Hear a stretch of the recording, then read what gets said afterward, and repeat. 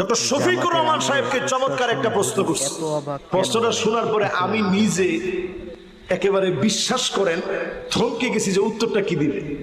আপনারা তো অনেক ইসলাম প্রতিষ্ঠার জন্য কাজ করছেন, কই ইসলাম তো প্রতিষ্ঠা হলো না। তাইলে কি আপনাদের কর্মপদ্ধতির ভিতরে কোনো ভুল আছে? আমি সঙ্গে সঙ্গে একটা উত্তর ঠিক করলাম নিজে নিজে। আমি হইলে কি উত্তর দিতাম? আমি হলে উত্তরে বলতাম যে স্বাভাবিক কবে ক্ষমতায় আমরা আসব অথবা ক্ষমতা কবে পাবো, এই ক্ষমতা পাওয়ার জন্য আমরা তো রাজনীতি করি না। আমরা রাজনীতি করি কার জন্য?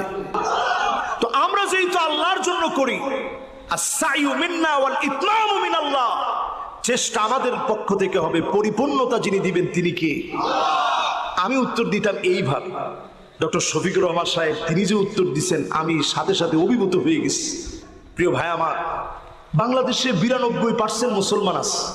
মুয়াজ্জিন যখন আযান দিচ্ছে হাইয়া আলাস সালাহ,